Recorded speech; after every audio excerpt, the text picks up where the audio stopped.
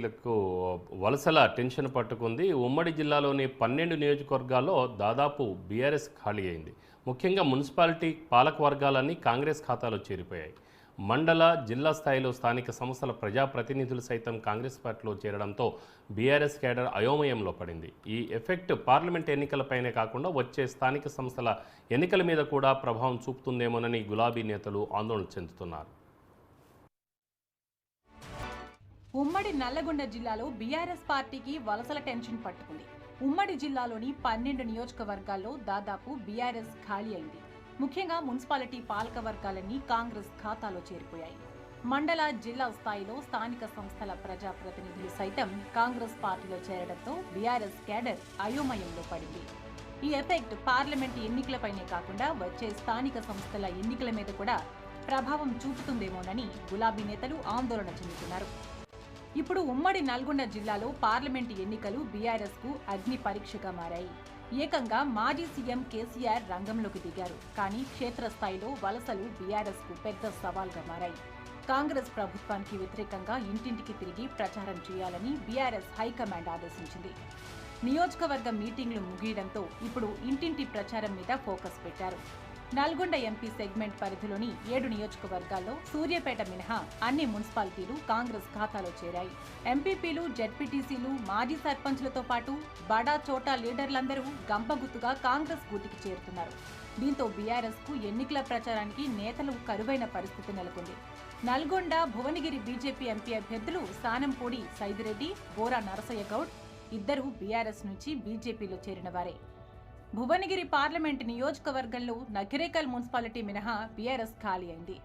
మునుగోడు, భువనగిరి, ఆలేరు, తుంగతుర్తి నియోజకవర్గాల్లోని మున్సిపాలిటీలు అవిశ్వాస తీర్మానాలతో బీఆర్ఎస్ పాలక వర్గాలను గద్దెదించారు. ఆయా మండలాలు, గ్రామాల్లో బలమైన సామాజిక వర్గాల ముఖ్య నేతలు కాంగ్రెస్ పార్టీలో చేరడంతో బీఆర్ఎస్ తరపున ప్రచారం చేయడానికి నాయకులు కరువయ్యారు. దీంతో ఎన్నికల ప్రచారాన్ని ఎలా ముందుకు తీసుకెళ్లాలో బీఆర్ఎస్ కు అర్థం కావడం లేదు. మునుగోడు, కోదాడ, నకిరేకల్, భువనగిరి, దేవరకొండ, నాగార్జున సాగర్ నియోజకవర్గాల్లో మాజీ ఎమ్మెల్యేలు, ఎంపీ ఎన్నికలను లైట్ గా తీసుకుంటున్నారు. తాజాగా చౌటుప్పల్ మున్సిపాలిటీలో 6 బీఆర్ఎస్ కౌన్సిలర్లు, సంస్థాన్ నారాయణపూర్ బీఆర్ఎస్ మండలాధ్యక్షుడు కత్తుల లక్ష్మయ్య, పుట్టపాక మాజీ సర్పంచ్ భాస్కర్ పార్లమెంటు ఎన్నికల ఇన్ఛార్జ్ ఎమ్మెల్యే కోమటిరెడ్డి రాజగోపాల్ రెడ్డి సమక్షంలో కాంగ్రెస్ లో చేరారు.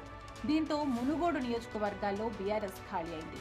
బీసీ ఓటర్లు బలంగా ఉన్న మునుగోడులో బీఆర్ఎస్, బీజేపీ పార్టీలు బీసీ ఓటర్లపైనే ఆశలు పెట్టుకున్నారు. కానీ కొద్ది రోజుల నుంచి మునుగోడు ఎమ్మెల్యే చొరవతో కాంగ్రెస్ లో చేరేందుకు క్యూ కడుతున్నారు. దీంతో బీఆర్ఎస్ కు గట్టి ఎదురుదెబ్బ తగిలింది.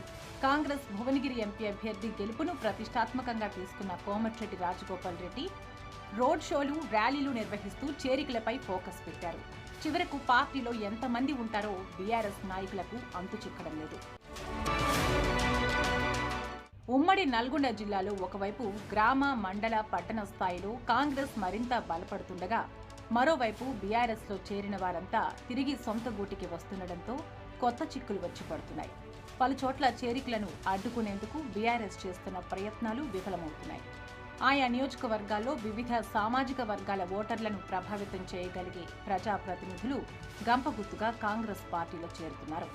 ఉమ్మడి నల్గొండ జిల్లాలోని 2 లోక్సభ స్థానాల్లో ప్రభావం చూపగల బలమైన నేతలు గుత్తా సుఖేందర్ రెడ్డి తనయుడు గుత్తా అమిత్ రెడ్డితో పాటు మదర్ డైరీ మాజీ చైర్మన్ గుత్తా జితేందర్ రెడ్డి కాంగ్రెస్ కండువా కప్పుతున్నారు. ఇక ఇప్పుడు గుత్తా సుఖేందర్ రెడ్డి కాంగ్రెస్ తీర్థం ఎప్పుడు పుచ్చుకుంటారా అన్న చర్చ జోరుగా నడుస్తోంది.